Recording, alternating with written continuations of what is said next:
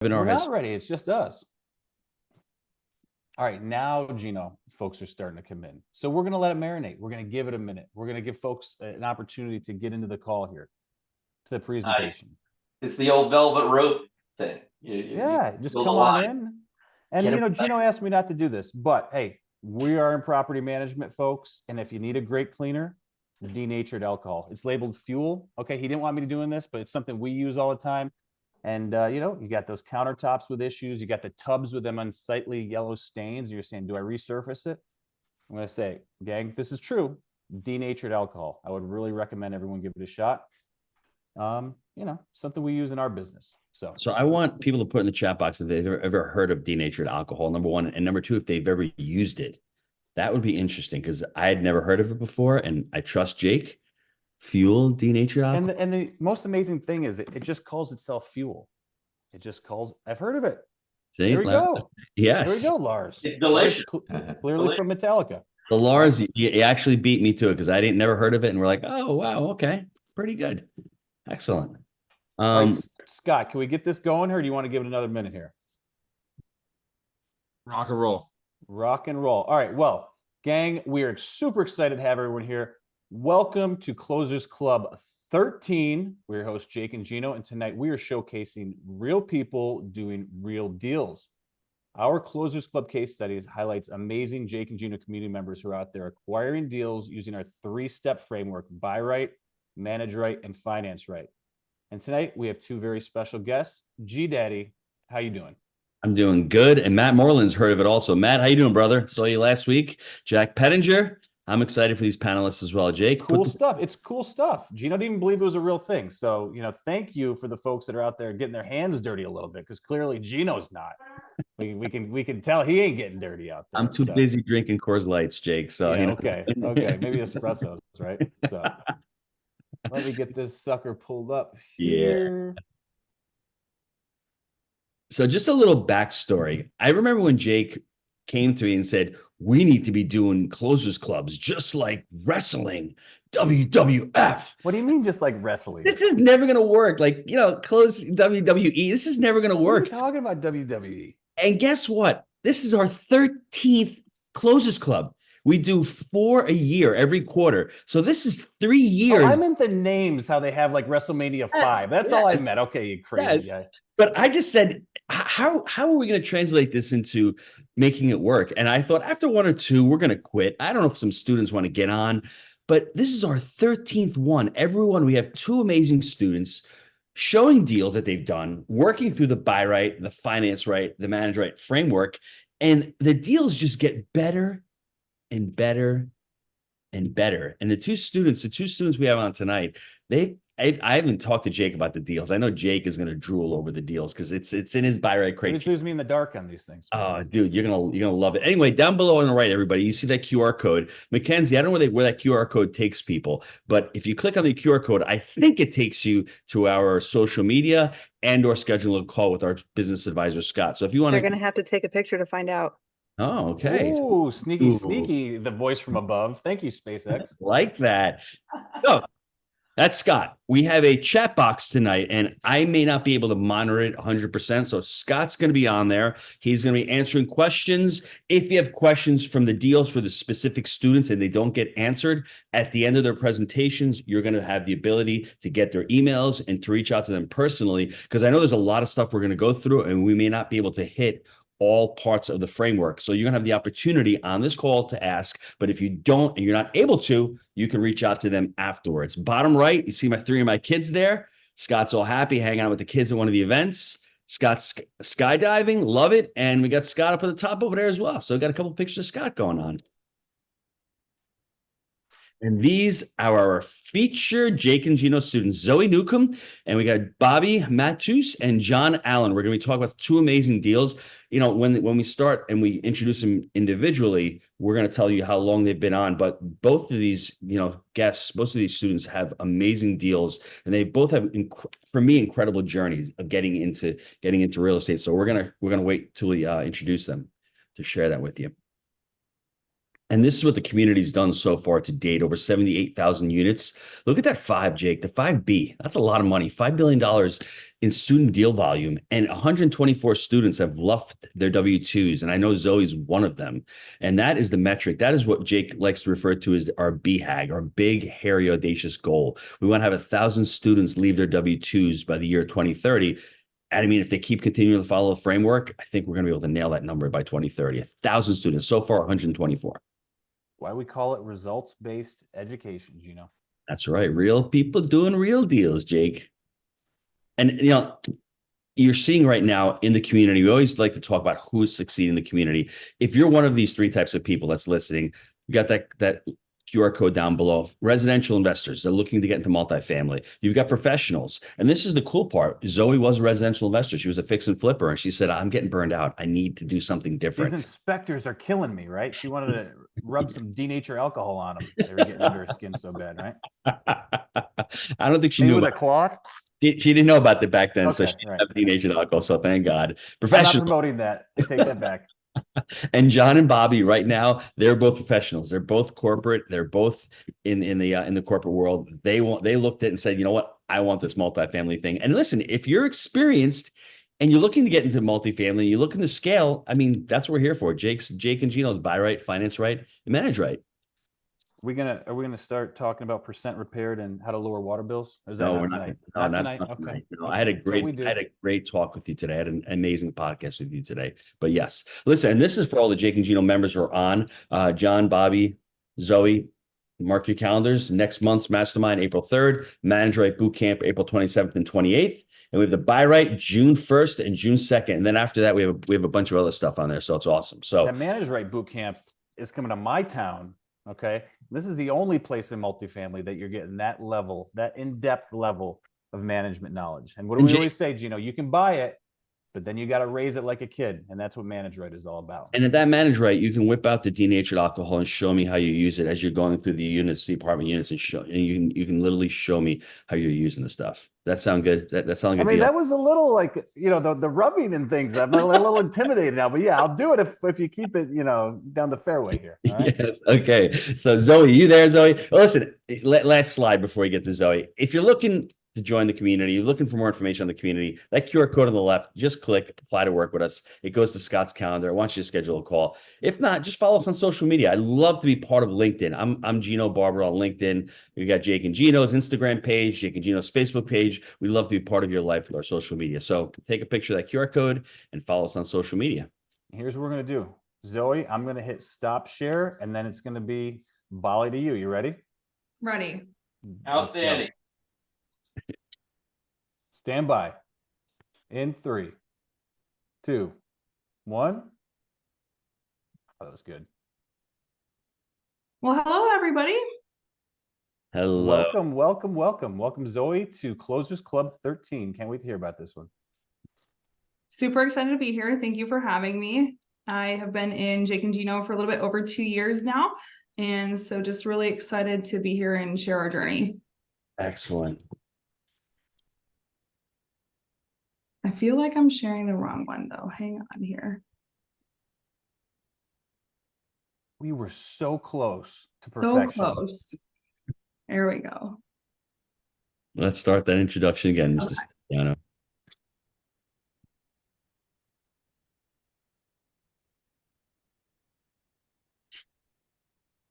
The suspense. The walkthrough and practice was great. We ran our first, 10 plays. We nailed it every time. And this is, I don't know how we got here, but no pressure, Zoe. I know.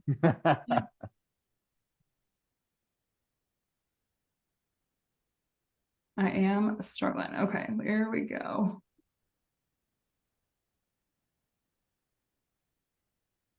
We're gonna do it a little bit more formal this time. Zoe and Nick Newcomb, welcome to Closers Club 13. Thank you so much for having me. So excited to be here and share our journey of the last 2.5 years with Jake and Gino. Let's hit it. Okay. Let's talk about the deal. Let's talk about your journey. Let's talk about buy right, manage right, finance right. Excellent. Go ahead. Okay. So Nick and I are originally normal W-2 employees. and decided that we needed some supplemental income. We were looking for just more to life. And so we both decided to do some single family flipping, and really quickly in, 4, 5, 6 flips in, we're talking that we need to, scale quickly. So we started looking around and then found you guys. So typical journey from W-2 to multifamily, and so happy to be here. So you were a nurse full time, and Nick was Correct. driving a concrete truck, and the irregularity of your schedules. He's working, summers 6 days a week, maybe 7. Wintertime it shuts down, and it's like we can't raise a family like this. This is not a way to live. And then you're mixing the flips in with that, so your schedules are all over the place. Correct? That's correct. Yeah, painting 10, 11 p.m. We were doing the work ourselves, doing the flips ourselves. Typical, So And doing yes. that as a nurse, I mean, that's challenging. I mean, CDL driver as well, but I saw something the other day that it's unfortunate to hear, but one of the, I don't know how to put this, but, one of the most frustrated professions right now are nurses. And I think a lot of it probably stems from COVID, but there's a lot of frustration amongst the nurses right now. Were you feeling that? Oh, definitely. I got into it for the right reasons, and I Yeah. left because our healthcare system is broken, and the abuse that we suffer in that field is just, it's not great. So that'll get me on my soapbox though. So yes. Well, I think it was a strong driver though to get you out though at the same time, right? Yeah, and what's nice about it is, I don't know if you talk about it in the next couple of slides, but we had a conversation. You were on Movers and Shakers, we recorded, and what I love about it is you got into multifamily. You're talking to everybody about it. It's 18 months before you get that first deal, and then all of a sudden, people are like, "I want to invest with you." And so not only do you have your deal and you're getting investors from the people but you're helping people out in that industry that can't go out and do multifamily. So you're the opportunity that they're looking for to get their money out of the stock market and to invest into multifamily. So I mean, that's what I loved about the story more than anything. Like, in it for 18 months, you find the deal, and then you're not looking for money right there. You're telling people day one, this is what I'm doing. I'm already doing some single family flips. Let me create this story of, hey, I'm getting into multifamily. You don't wait, you tell everybody. So when it's time to raise money for this deal, it's already there. That's correct. We already had it raised. Yep. Imposter syndrome was real, but we identified as multifamily real estate investors for 18 months. And one of my favorite quotes is, failure gets tired in the face of persistence. And if you don't give up, like, it's going to pencil out eventually. So I'm writing that down. Failure gets tired in the face of resistance. I love that. Persistence. Okay. Yes. Yep. I love that. Go ahead. Let's get this going. All right. Yeah. Okay. So why Jake and Gino? So as we transitioned, we quickly realized that we had this lack of knowledge. We needed to find mentorship in some form or fashion. There are mentorships galore out there, and we knew we needed to dial in specifically people that aligned with our core values. And so we made sure to really vet out who we were going to do and invest with. And as far as the action side of things, we had a severe case of analysis paralysis. We were constantly underwriting, and what we found is, after joining Jake and Gino, through execution of applying it, we have learned so much more through just doing it. Like, you can't be afraid, use the framework that's instilled to us from the program, and when you utilize that, your odds of failing are so much less. I love that. Okay. And so then a little bit more background, Gino, you touched on that originally as well. So why multifamily for us?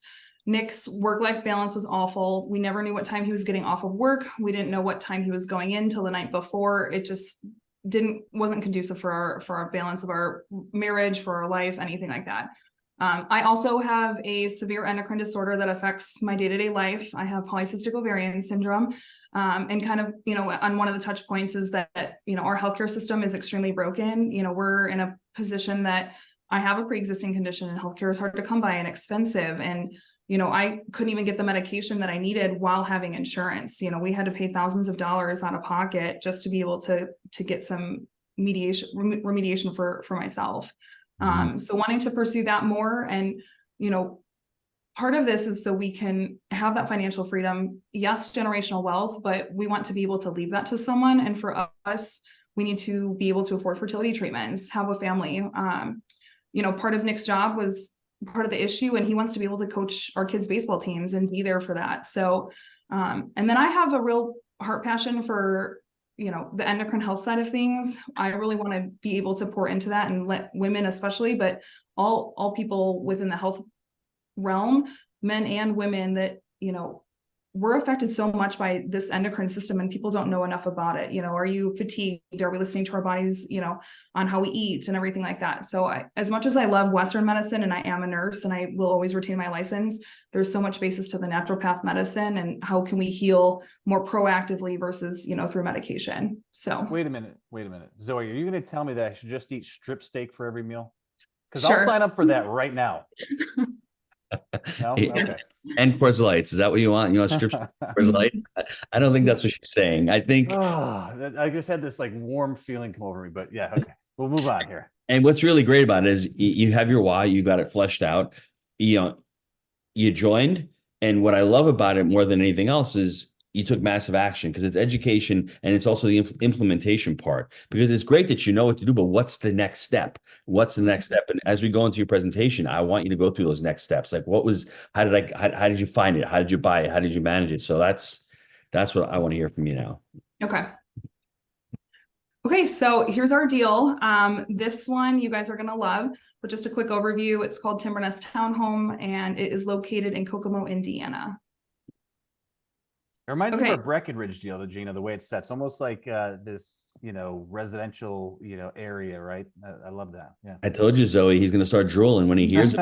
Yeah, you guys are gonna love this. Yes, the unit mixes. He's already getting excited. He was already excited at strip steak. Now he's going to get really excited. Yeah. So Okay, so 36 townhomes, 1976 build.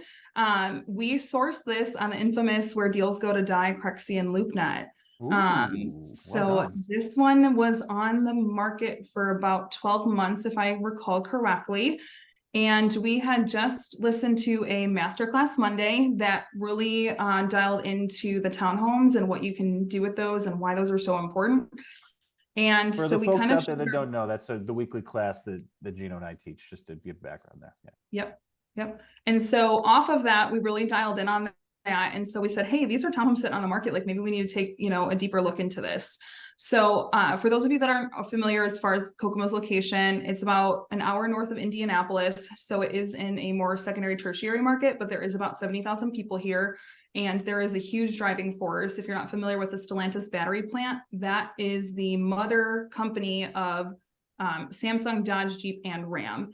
And earlier, within the last couple of years now, they announced that they were going to be building a $2 billion EV battery plant, and they're not even done building it, and they've announced that they're building a second one. So huge driving force for middle class workforce. Jobs are coming and more are coming as well. So, okay. And then we'll go through our breakdown of, how we ended up vertically integrating and all that. But just to touch on that, we were anticipating, 10 to 15K. We've now got that down to 5K. And then we did some traditional financing with our buy right. And then we just put the foot pedal down and had the execution of Jake and Gino's framework of buy right and manage right. So we'll show you here next. Get some seller financing, huh? yeah, you got to listen to this, baby. This is nice. You're gonna Okay, so part of the problem was this guy, the seller, was stuck on his 2.2 million. And after some long conversations, we were able to get him, it more penciled out like that 1.8, 1.7 mark. And we said, hey, listen, if you'll carry down the down payment, we will give you your 2.2. And so we got the small bank loan for the 1.7 and then got the seller carry for the 4.4, 440K. And then we got him for 0% interest with a 5-year balloon payment. So Nice. we built in some 2-year extension, but yes, so that was great. And then as Gino alluded to it, 0%. 0%, yes.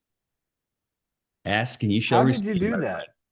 I mean, he'd been on the market for however long. We said, if he started to come down in price, but he was trying to counter us, right? Like, well, what about, this or that? And so it was just I would say 2 to 3 45-minute conversations with the seller as far as we understand that this is your stuck price, but this is give and take. If you want this 2.2, we're going to take on the terms, right? And so this is what we can do. And it worked. So. And Jake, the crazy part is, when you go into the per unit cost is $61,000 per unit for townhomes. Beautiful. And this is above the 1% rule, in place, and the amount of work. Well, and it looks like a subdivision. People want to live in these places. Yeah. And I'm just still, look, Gino and I have negotiated a fair amount of seller finance deals and never come close to scratching 0%. So hats off to you, lady. That is amazing. That is That's so great. good. Yeah. No, definitely got help from our partners as far as like negotiation goes and having their skill set along with that. But yeah, definitely team effort. So, and then Nick and I raised the 300K. And as Gino alluded to earlier, we were telling anyone and everyone, elevator pitch, friends and family, that this is what we were doing. And along with a couple coworkers, nurses, other concrete mixer drivers, and some relatives, we were able to pull together the 300K. And then we only actually ended up needing to take the 225. So he says, Zoe, could you touch on how the bank loan got approved with zero money out of your pocket? Feel free. It's always a sticking point. They want skin in the game. So how did the bank say yes to this? So we've done a deal like this before. Mhm. We did an $11 million deal, whereas 80% bank and 20% seller. And the funny thing was, to answer Jack's question on our end, they weren't taking any really risk. The seller was in the second position. So if we didn't pay, the bank was just, okay, no, all cool. So the seller would just have to take the deal back. And there was really no risk on that because we got it at such a good price point. I mean, even with this, I mean, if a bank's This is willing a very good price point. yeah, if the bank's going to have to take this back, that's what they weigh. They weigh the pros and cons. It's a good asset in a good market with really a low basis of $61,000 per unit. To rebuild this asset, I'm assuming it's probably going to be $150,000 a door. So they're not taking a massive risk. But I mean, if you want to add anything to that. Yeah, I mean, all of that's correct. And so just to break down a little bit more, it was on the market for a really long time, and we were able to show them in the underwriting that they had some CapEx in their operational expenses. So that was killing their NOI. So we were very quickly able to show them that this was going to function within our underwriting. And then, as I mentioned earlier, we had other partners on board, and, we operate on full transparency. So we wanted to make sure that the bank was going to be okay with this. There was no behind the door, second position stuff. Like, it was taking our partners to get on the phone with the bank, and it was a small bank. So a lot of it just took for them to get conversations with some of the upper branch managers and CFOs and stuff and say, hey, this is what we're looking to do, and explaining to them what the purpose of this is. And they were okay. They agreed to it. So just the full You can transparency. get community and regional banks comfortable with deals like this too. So that's Yep. not that, yeah. And before you go to the next slide, you can go to the next slide, but you raised 300 in CapEx. So you do have skin in the game. See, the bank sees your business plan. They see that you're serious. They see that you have buy right and finance right. Now that you have manage right, because you have a budget and you're going to do all these repairs. So you're not just walking in there going, I'm not going to put any money into this deal. You're putting $200,000 of money into their deal because they're financing 80%. The bank is your biggest partner. So they want to see that you're going to execute. And when you have money that you're raising for CapEx, they're like, dude, great. This is what I want to see. So I think that answers the question as well. You are bringing money, but you're putting it back into the deal. Well, and to be clear too, right? Like, Nick and I did not have the net worth for this. Like, we brought this deal strategically to our partners, knowing that they were successful operators, and said, hey, listen, like, this is our first deal. We found this, it underwrites, like, let us, sell you on this. And it didn't take much, right? So I think choosing to be with the right people is so important, and to drive that home, because you are married to your partners for the entirety that you own that property. So they were really strategic and awesome in helping with this. And, their net worth was, fully capable of handling this as well. So Harold, it's 36 units. And, the operating partners join Jake and Gino. I mean, that's the community. There's a lot of people in the community. When you're looking for people and you're looking for specific skill sets, that's what the Jake and Gino community offers. There's people that are raising capital. There's people that are key principals. There's people that are operating deals. It's all different people in the community itself. And I mean, the analysis to know NOI, I mean, that's just, Zoe was on every weekly lesson possible. She's come to like 17 of our boot camps. She's there every week. She's got a notebook, taking notes all the time. She's going to be at the April manage right. So it's a lot of work. The underwriting, it's not that it's difficult. You just need reps. I mean, I'm sure she'll tell you she's underwritten over 100 deals at least in the market, and just doing the more reps you get, the better you're going to get at understanding income versus expenses, NOI, CapEx, debt service coverage ratio, all of those different metrics. You start learning that once you're in the community. Yep. Okay. So now, just to paint this picture a little bit, sunshine and rainbows, the ink dries. Where's the money made after the ink dries? And so we were 10 months in, stuff starts hitting the fan. We had a very psychotic resident on some heavy meds, chasing people around with machetes, like just not great. So we're in the process of evicting her, and she burns down 2 of the units. It takes us about 10 additional months to get the insurance check, and now we're finally elected to rebuild 1 of the 2. And so that's where we're at now. So now it is technically 35. But now you continue on. We're 12 months in, and our third property management company is failing us. They are evicting people that are paying, but because they don't meet their technical like income requirements, they're non-renewing or kicking them out. And we had 10 vacants at one point.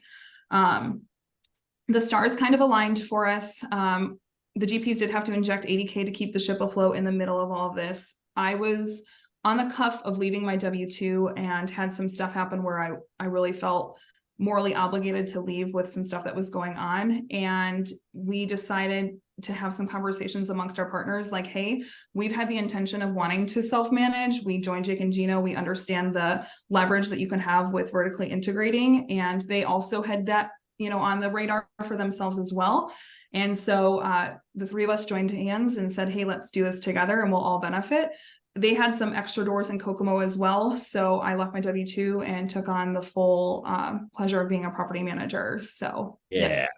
that's awesome. Love that. Yeah. What? Okay, so now what? So trying to, you know, backpedal a little bit here. We did try to maintain that property management partnership.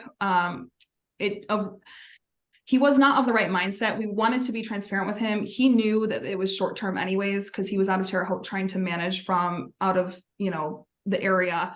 And we just could not get his mindset to want to mentor me. And so truthfully, we had to fire him, and it just went feet in first and hey, hope we can survive. So it was a little bit scary, but we went from 70% occupied across all 165 doors to now 98% occupied, and have now taken over an additional 122 in Kokomo. Wow. Do you have any more slides about this deal? Because I want to ask you a couple more questions. Is that the No, last? go ahead. Yep. Okay. Oh, go ahead. This is great. I was going to ask you some about some numbers. Yeah, just so business plan, right? So after we vertically integrated, we put in the manage right basis and elected to handle getting as much CapEx in-house as we could. You worked with the Jennifer right- on that, right, Zoe? Say that again? You work directly with Jennifer on All the time. I meet with her every 2 weeks. Yeah, so talk about that a little bit. So Jennifer's our COO of our property management team, and she speaks so highly of you. So I just love to hear how that relationship's going. So great. I value her so much, and like I would not be here without her. It was truly remarkable, like just like her wealth of knowledge. And just She's seen some things. We'll she keep it has PG. seen some things. There's nothing that I bring to her that she doesn't have the answer for. So that's amazing, because I'm able to just, you know, ping one-offs on her and say, hey, like, you know, at the beginning it was very structured, right, with how our meetings went, but now it's more touch and go, like, hey, this is what I'm encountering this week. Like, this is where I was thinking about handling this. How do you think I should, or is this what you advise? And so, you know, and there's some things on as far as like Tennessee law versus Indiana law, you know, there's always times that she refers, you know, me over to the attorney, rightfully so. But when she's able to assist, which is quite often, it's very valuable. So you're talking about weekly pulses, you're talking about property logs, you're talking about the cadences of accountability. Starting a property management company. KPIs. KPIs, SOPs, all of that. So Right. all of those lagging metrics, all of the things to get ahead of it, to get everybody else. So as we continue to build this and I continue to pull out more, we're able to have the people on the ground that understand and buy into what we're trying to do. This is awesome. So look at this. You're bringing down the cost from 15 to 5. You're installing RUBS, which is ratio utility billing systems, which you're billing back to the tenants. You got a 10-year hold and exit. Look, so Jake, take a look. Nice looking units, Gino. Look, I know. You want to live in places like this. But take a look at this, baby. 1095 for 2 beds at 61K a door. If you're into this thing for 75K a door and you're getting 1,100 for rents, that is a nice looking deal, my friend. Regardless, we got 108 people on the line right now. Regardless of your experience in multifamily, that should tell you that this deal is going to cash flow, right? You don't need a fancy calculator to do the math on that, right? Yes. Yeah, I love that. Unless you got really bad debt, this thing's working pretty damn well. So you're going to refi in 3 to 5 years, and that's what you're looking for. And I think one of the benefits to this, as we were talking about on the Movers and Shakers podcast that we recorded, hardly anything like this in the market, which is great. So you have a unique asset here, and like Jake said, it's in great condition even from the exteriors. So this is something where in your buy right criteria, you can hold this for 10 years. It's not going to get old. It's not going to age itself. Like there's not a lot of capex requirements, and you're still going to be able to reposition this thing, be able to refinance all that capital out, get money for yourself, and then go move on to the next deal. Correct? Correct. That's awesome. That is great. And none of that stuff that you had, there's the rubs, all that mom and pop ownership wasn't doing any of that, correct? None of that. No, this guy, not that he Not came speaking poorly about him, but these are but strategic moves that you need to make, right? Yeah. And I think he was done with it. He came in to do the capex and either ran out of money. He did the exterior, didn't pay much, didn't want to invest into the inside. He just kind of wanted to dispose of it and be done with it. And so, we walked in and were able to do the interior since a lot of the exterior got updated. So it was great. That's unfortunate. I mean, he left a lot of money on the table. So. Yeah. Yep. Okay. So for us, what's next? So, we kind of talked about it a little bit as far as the exit strategy goes, what we're looking to do, invest investors out in 1 to 2 years. We are very prideful in our underwriting it. I want to be very clear with that. We are in this Indiana market. It's not flashy like the East Coast or Florida. We are tried and true. We love the cash flow and then forcing that appreciation. And really, like, you'll look at our offerings that we send to people, extremely conservative. You're not going to see, a 3x, equity multiplier. You're not going to see a 25% IRR. We are extremely conservative, but we want to overperform, right? We want to promise, not under deliver. So that's how we position that. We are currently doing, in the midst of repositioning 122 units as well. At takeover, we had some fun stuff just to touch on that. We found an additional 10 vacant units. We were anticipating 20. And at the week of close, we found out about 60 people weren't paying their rent.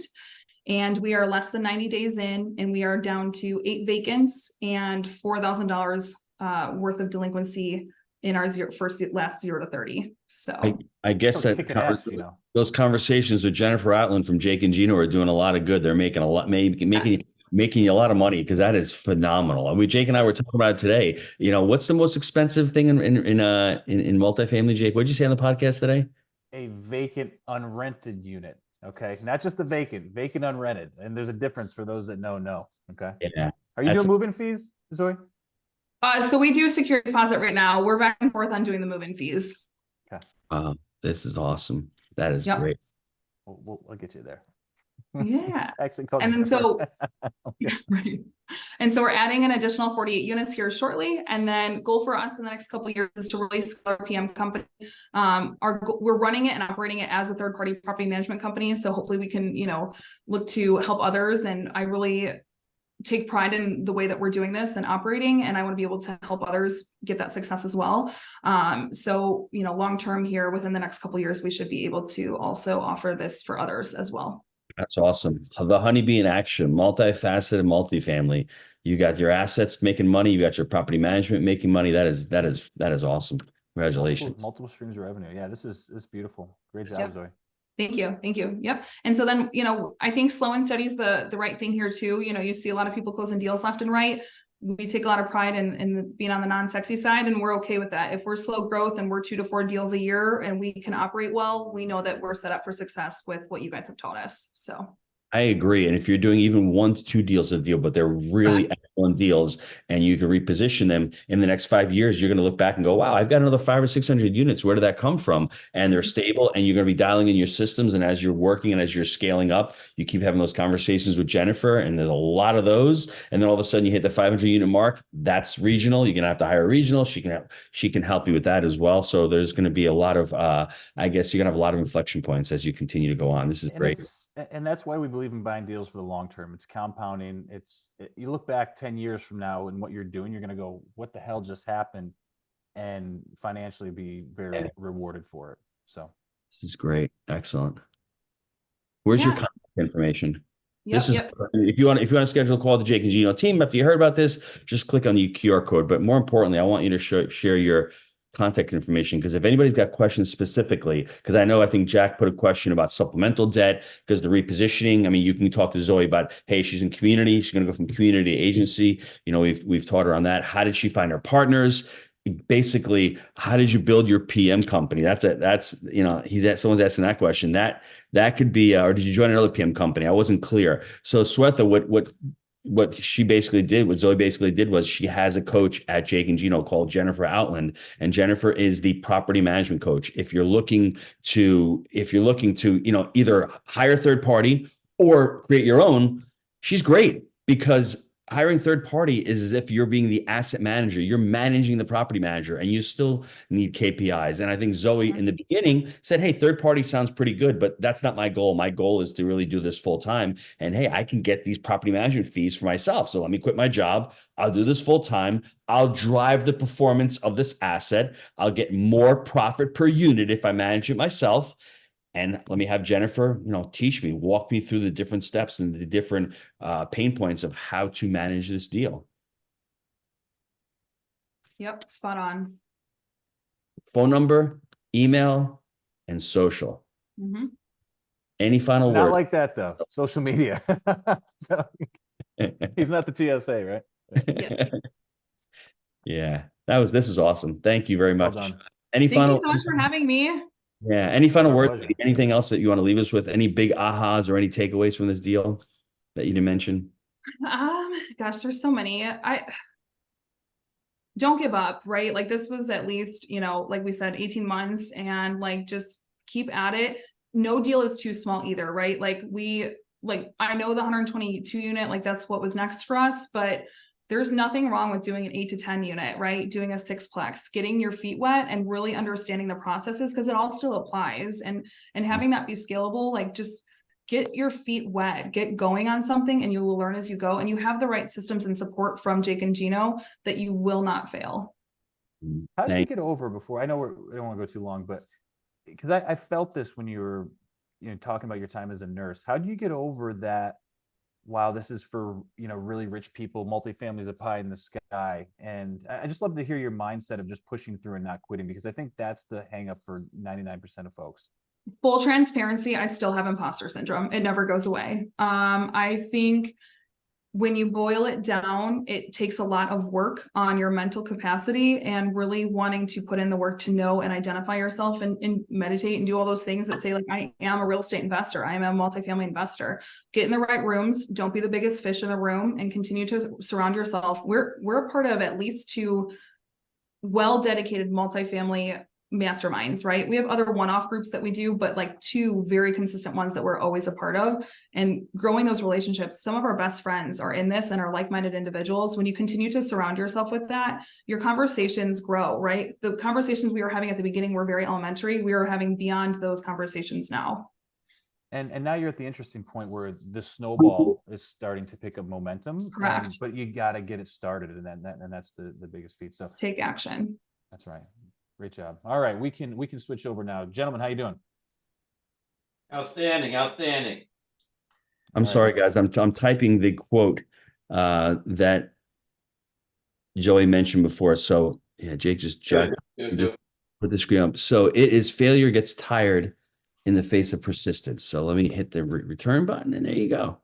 All right. Failure gets tired, and these gentlemen are no stranger to danger. So Bobby and John, welcome to Closers Club 13. How you doing, guys? We're honored to be here. We're super psyched. Thanks for having us. Our pleasure. Thanks, guys. Cool in the gang. We're kind of good. We're psyched to be here. We've been about 30 months at this, and we're Bobby and John at Blue 22 Capital. And we'll tell you a little bit about ourselves, and then we'll tell you about this exciting deal that we just did in Pittsburgh, North Carolina, right outside of Raleigh. A really great deal that you can be excited about, Jake, as well. So yeah, I'm Bobby. Partner's John. I got a doggy. He's got 2 kids. We're regular guys that are doing real estate investing. Gino, I'll reserve judgment on, as a beer maker, I'll I reserve knew the judgment Coors on Light this. thing was I going On was to. those gonna let Coors it Lights slide. that you're. I really was going to let it slide, but Bobby felt the pain and he said, you know what? I'm going to skip Jake, a little bit of embarrassment. Let me slide the deck, go to the next one. But I almost without certainty, no, I Uh, do winemaker. So I know when you're making alcohol, you have a certain degree of taste, I guess. And I think, I don't know, I'm more of a Sam Adams kind of guy. I'm more of an Anchorstein kind of guy. So that's probably the type of beer that you make. And I hope Last week it was Guinness. He doesn't know what he's talking about, guys. Let's move on. it is Guinness, but I mean, I don't want to say I'm Italian. I can't think. I can't let publicly know that I drink an Irish beer. If you're Italian, you can't do that. So, So you're gonna just sacrifice your ethics for being yeah, being I'll let Ginzo them. man. All right, I'm not fair gonna say enough. it's a Stella Artois or it's no. I'm gonna say. I don't even think that's an Italian beer, but anyways, moving on. As long as it's cold, I think. But just a little bit about how we got here. We were John and I are both professionals. Doing the corporate thing, and after John's from Philly, I'm from DC. A couple fellows raised, and did our MBAs, and then did the corporate thing, managing international projects, State Department, USAID, and we did that overseas. So we've been from Mongolia to Managua for myself, and John's been from Bolivia to Brazil. And we were doing that. And once I read the Rich Dad Poor Dad, after even the fancy MBAs, I'm like, holy cow, I'm the poor dad. I did everything right and got the nice fancy degrees. And that was a bit of the catalyst. And the debt to go with it, right? Exactly. Yeah. And then so in 2011, me and John, he was managing 25 people, $25 million in Nicaragua. I was in managing a $13 million project, and we were having cigars and rum, talking philosophy, etc. And John bought a book. It was the Burr strategy before the Burr strategy. And he's like, I think I'm going to do it from Nicaragua. He knew Philly, good neighborhood, bad neighborhood, good neighborhood. And he did a single family, bought it for 40K. And the recipe, bought it for 40K, put $7,000 into it, valued it at 70 grand after he put a 1250 a month renter in it. And then just like the infomercial, got his money back. And from Nicaragua, he rinsed and repeated and built $1.5 million portfolio. Called me up around COVID, and then he also did some investment notes, etc. Called me up and he's like, two things. One, let's do multifamily. This is going to take forever. And then two, we got to move where the population and job growth is. And then we moved to North Carolina July 1st of 2021. And I remember that call that I had, the first call to two of you. And I remember John was still in Brazil. And for those of you on the call saying, well, it's not my market, I got to fly a couple hours. He was in a different continent and he was able to do that. So those are just limiting beliefs. If you get into the right system, doesn't matter where you are, you can still have success. Because he was there. Look at the commonalities, Gino, between Zoe and now this. You got to get a little uncomfortable to make this happen sometimes, right? Yes, absolutely. Absolutely. And then we buckled up, and I'll tell you a little bit about, discovering Jake and Gino and kind of that, right? So we decided to do this. We're moving our families to North Carolina. We're like, hey, great. We've got this vision. We've got investors, but we don't have the map. So one is just kind of what is that roadmap? And then two, you start talking about your business at Christmas, and your brother-in-law is like, count me in for 100. My sister's like, count me in for 50. And you're like, these are people we love and their money. And they say that smart people learn from their own errors, but wise people learn from the errors of others. Mm-hmm. So we like good consultants, we looked at 7 programs, looked at all the different attributes. But when it came down to it, we love the community, the culture, and the go-giver nature that keeps coming up every day at the Jake and Gino community. And we said that's a good fit for our values, and that's what brought us to Jake and Gino. And then it's just been a roller coaster, not a roller coaster, but it's been a rocket ship of a ride, really. But it's the riches of the community and the education and the coaching, to be able to call somebody and be like, hey, this is what we're underwriting. What do you think? What about insurance? What about this? And then it was the law of the first deal. We're like, should we do it? Should we do it? Boom, we did it. And then within 10 months, we closed our first deal. And it keeps on. We want to, have that same spirit of being those go-givers and advising on other people on specific issues. We'll have our contact information at the end, but I'm happy to reach out and give back to the community as much as I can, Jim. But what a journey. Then the deal, what everybody's excited about. Love the buckets here, guys. Yeah. All right, so this is Creekside at Chatham. It is a 41 unit, property on 5.8 acres, 4 blocks from downtown Pittsboro, North Carolina, just outside of Raleigh. It's a booming industrial county. It's got a couple of major mega site investments that have come in advanced manufacturing. You've got Toyota, you've got an electrical vehicle manufacturer, you've got computer chip maker, just a lot of growth in business. Raleigh's been booming. Raleigh MSA has been booming now for 2 to 3 years. And it's really driving the workforce housing need and really creating that dearth of supply that's needed for workforce housing to support all the growth just outside of Raleigh, North Carolina. So this is, $100,000 a unit, which may sound a lot, but for Raleigh, North Carolina, where the average price per unit is, you can get up in the 200,000s. This was a process of, when we get into the three pillars of buy right, finance right, and manage right. This was something that we saw, and we had been negotiating soft market. We found it from a broker that we had been, that we've been keeping in touch with. We were going out looking at properties, going out having drinks, lunch, just keeping in touch. He knew us, we knew them, they trusted us, and this was probably a 5-month process where for this deal to work for us, given, and again, this was closed in November 2023, right? So this was 4 or 5 months ago, and sort of the peak of when can you do deals? Can deals get done? The seller had initially wanted about 125, 130,000. We came in at about 93, 95. We worked on it for about 5 months, a couple multiple LOIs, and went in and came off, went back on again.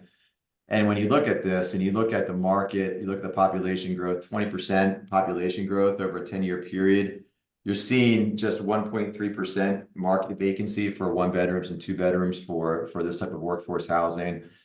We were able to get based on our buy right criteria, we were able to negotiate down and make this a deal that could work despite tight markets, despite a 7.75% fixed interest rate. That hurt quite a bit. And Bobby's got a story for that afterwards, but the deal worked. We were still able to get 78% loan to value on this. It's still, in terms of your capital stack and your cost of financing, 7.75% hurts, but it's still a lot less than what you're paying your LPs in terms of returns.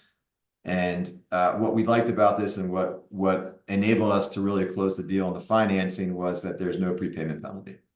And so we can take touch this on that for a second, though, because I feel like you're like holding your nose at it. And look, we just did a deal. It was 7% on the rate.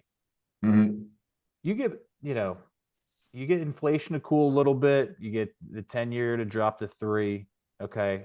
All of a sudden, a 70% LTV or something like that. You're going to be looking at 4.5% debt at some point again. Yeah. Right. And so if you're doing good at almost 8, what does this deal look like when you refi? Okay. Yeah. That's the thing. And if you can make it work now, that's going to be, the cherry on top. And, I think to your point about, wow, 100,000 per unit seems like a lot. Guys, it's going back to that profit per unit, right? We're doing a deal right now. It's 143 a door. Okay. And we expect very, very, conservatively to make $300 a unit on it. Okay. In profit per unit. So I think it's all relative with this stuff. And I think that the rates definitely hurt right now, but it doesn't mean you can't make deals work and work really well. Well, that's why it wasn't 110 or 115 a door. So it's all relative. Yeah. Once again, if you'd have bought this deal 2 years ago with 3.5% or 4% debt, it'd probably be 130 a door. And it's the same thing when you go back to Zoe's deal from the last deal, the price per door. That's why I was sitting there for a while, because they weren't able to get it because the cost of capital was a lot higher. And you made a great point. You're giving the bank 7.75%, and you've got 80%, almost 80 coming from the bank. So that's still cheaper than what you have to give to your limited partners. So that's another amazing point that you made. So when you're looking at it it is relative, but there are a lot of positives to it. And like Jake said, 18 months from now, rates probably will be lower, so you'll be able to refinance, and you don't have a prepayment penalty, which is phenomenal as well. So that's a very important point there. Yeah, that is excellent. Yeah, and this is a 5-year hold. It's it's fixed rate, but it's long-term debt, no prepayment penalty. So our plan, the the deal works and the returns work based on a 5-year hold. We don't have to refinance for this deal to work to get the returns back to it. And so this is something that this is our third deal. We've done fixed rate on all 3 deals, and we sleep well at night because Yes. we know what we're going to wake up to the next day. And so Well, that's we'll speak to what could the alternative of that be? Because I think some folks may be feeling the pain. I'd love to hear your thoughts. I'm gonna help you on some of those deals. I know, but no, share. I mean, I really Yeah. though. I love that we're talking fixed rate debt right now. So just for the folks maybe that are out there that are just getting into the game, what's the importance of that? yeah, I mean it locks in your cost, it locks in your ability to not have to consider additional capital calls when when your cost of debt goes from 4% to 8% overnight, or over a 3 to 4 to 5, 6 month period, as was the case with the market over the last 12 months or so. And then your debt payments skyrocket, and then you're no longer to make you don't have the cash flow, you don't have the net income to service your loan, right? You have a couple of praying options just to hold on to the property at that point. And so what he's alluding to, folks, is that if you're new to the space, people were buying floating rate bridge debt over the last few years with something called a rate cap. The rate caps expired. To buy new rate caps went through the roof, or their debt, and their debt was shooting up. So it created a very unsustainable position to hold on to their properties because they didn't get fixed rate debt. And when we say finance right, the core pillar to finance right is getting the rate risk off the table, as John alluded to in the beginning, getting fixed rate debt so you don't have some kind of event that you think, oh, everything's gonna be hunky dory, rates are never gonna rise, and then you get caught. Right? We want predictability with our assets, and to his point, you want to be able to sleep at night. There's 2 ways you lose money in real estate. 2 ways you go bankrupt. Basically, you either run out of time, and that's what finance right does. When you don't have that fixed rate long-term financing, all of a sudden you're running out of time, your interest rates go up, or you run out of capital. And what you saw from the very first deal, Zoe raised an extra $300,000 for CapEx. So you don't want to run out of money. And that's what the previous owner did. So getting these budgets in, raising $1.8 million, having the cushion, having the manage right will allow you not to be able to, have enough money to run out of money. And then the finance right, having it locked in for 5 years where you're able to do the work and not be under the time constraints. Because once you're under time constraints, things are under pressure. And if they don't execute and they don't go smoothly, that's when problems ensue. Yeah, I should mention as well, we have about 6 months of operating reserves. And so we wanted to make sure that we have sufficient capital reserves, sufficient operating reserves to be able to, recognize that this is a value add investment. There's a lot of turning in terms of tenant demographics we have to do over the first 6 to 8 months. And so just making sure that we're not cash constrained and not under raising in the sense of then having to go back and make capital calls in the case that things were to go south. And so important for us as well, in addition to the conservative financing, is ensuring that we have adequate capital reserves and operating reserves to be able to withstand some of those initial potential bumps as the property gets underway. That under promise and over deliver. Is it a real treat is when the bank sent their third party appraiser, it's 4.1 and we're going to put 600 into it. And they said, after you execute your business plan, it's going to be worth 6.1 because it's really in an A-class neighborhood. Disney's moving there, big players. We're tiny amongst big players. That's it's about 6 acres, 2 blocks from a downtown area in booming in probably the greenfield development outside of Raleigh. So very exciting. That is awesome. Awesome. Go to Then manage right. This is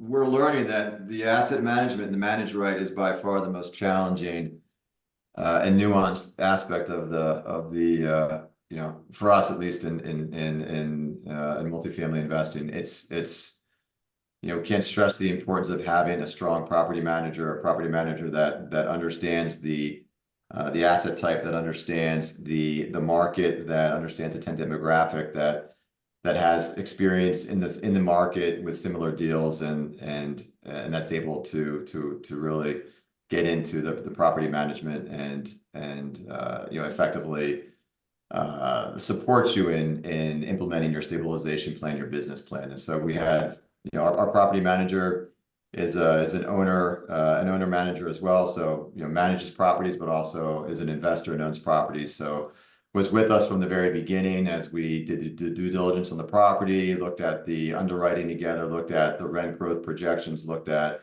CapEx and interiors and what they would cost, and really was with us from the beginning. And so when we did take over this asset, we had the property manager ready to go, had, the takeover was seamless, and has really done a wonderful job just in terms of getting that transition over to our asset management. And I appreciate his attention to detail with the trim around the tub. That's the first thing I saw on the left. I'm really glad he got that, because it was not looking good.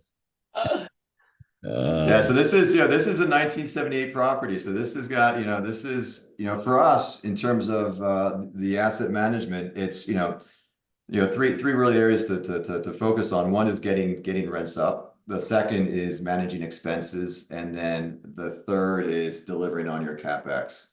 And for us on rent growth, I mean, we're seeing out the gate, we had a vacant unit.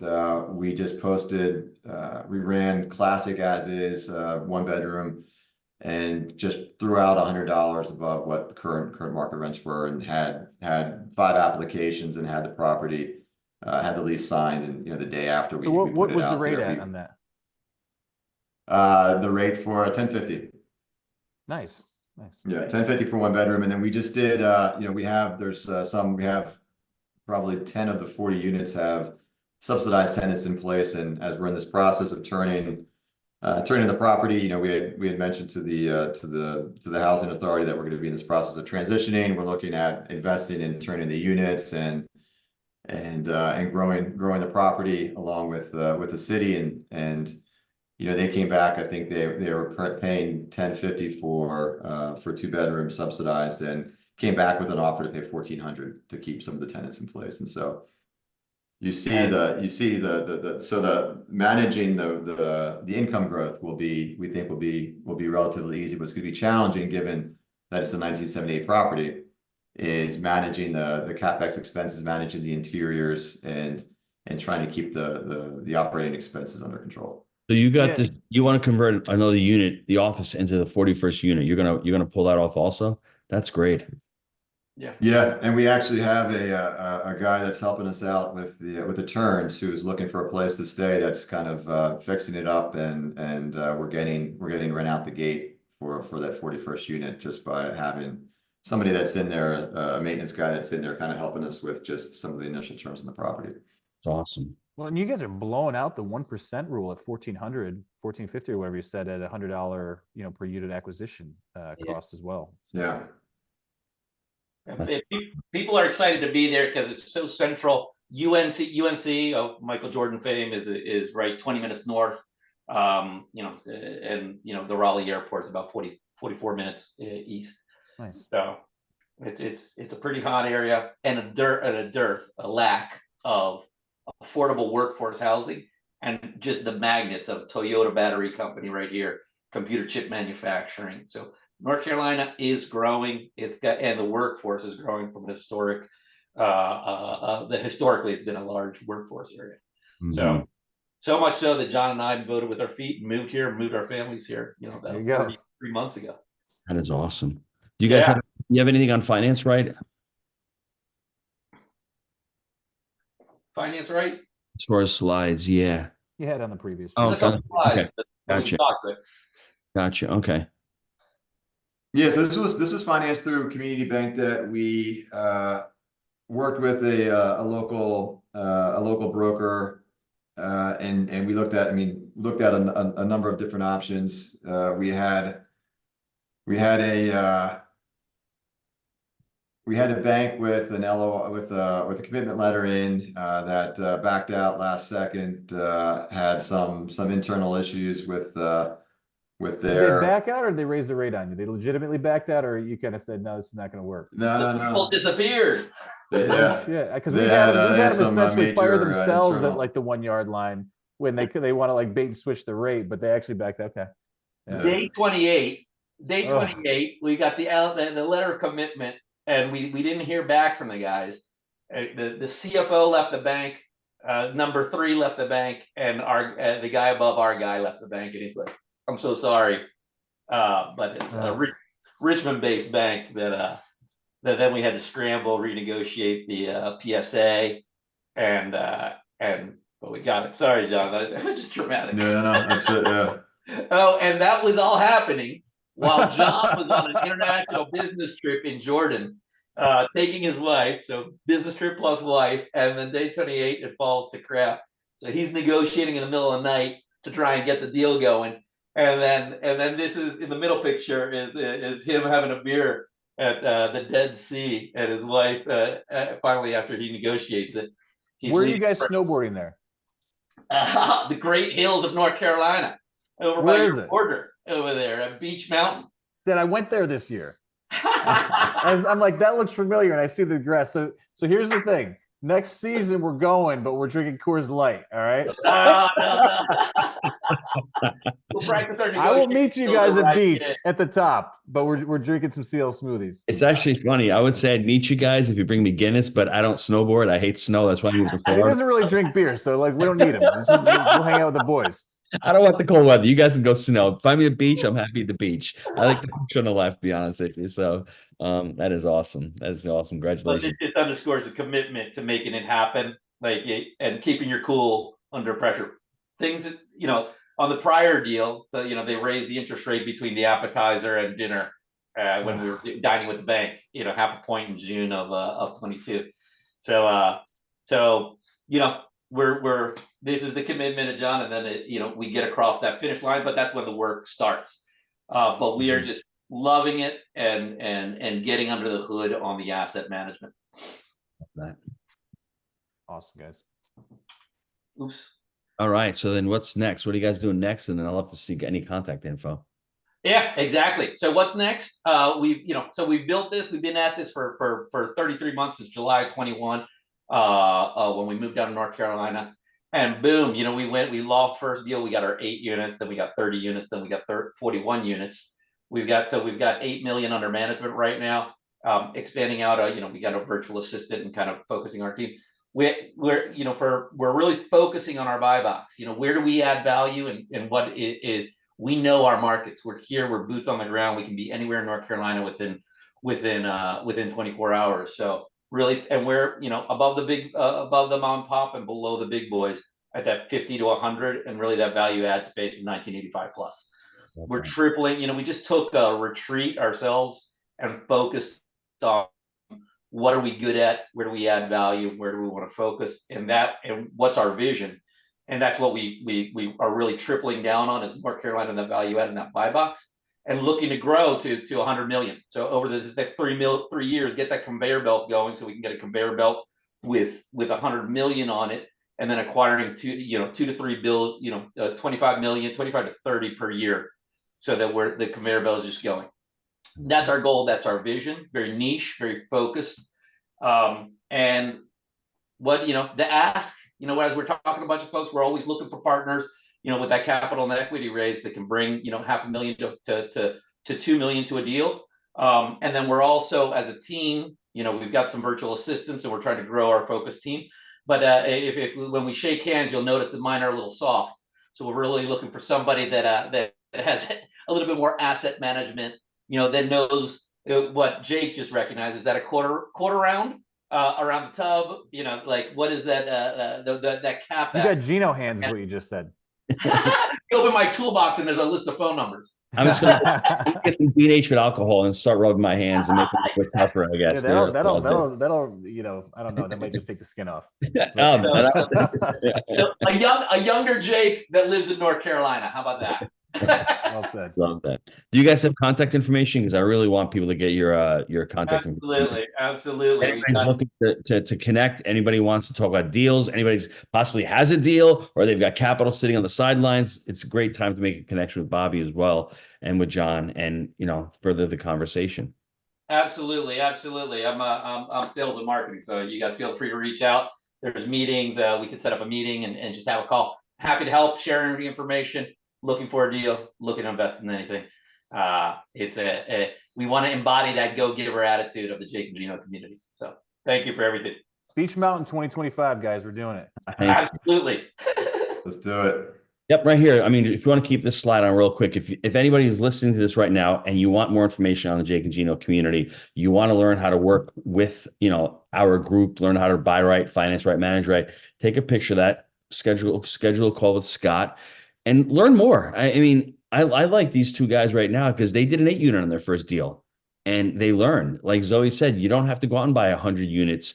You're going to eventually get to that 100-unit range within the next 12 to 24 months after your first deal. They did 8 to 30 to 40, and that's the progression. So don't think that you can't do it because they're in the corporate world. Jake and I were a pizza guy and a drug rep. Zoe was a nurse, and her husband, Nick, was a concrete driver.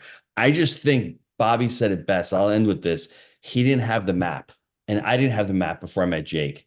And the framework really teaches you to stay within, as Jake likes to say, the cones and really understand how to create what Bobby said, the buy box. Learn how to finance the property properly, get that risk off the table. Then ultimately, John said, manager, it's the most important thing. You have to learn how to manage these assets. You have to learn how to understand how to treat them like a business. And once you do, it all starts falling into place. And you've done 1, 2, 3 deals. The numbers just get larger. They just get larger from 30 to 60 to 80 to 100. The principles don't change. Excellent. And I think it's fair to say that we believe in buying deals for the long term. Think in decades. I'm Jake. He's the G Daddy, and we had some great guests tonight. So appreciate everyone. Thanks, guys. See you, gang. Appreciate you. Thank you guys very much. Appreciate you.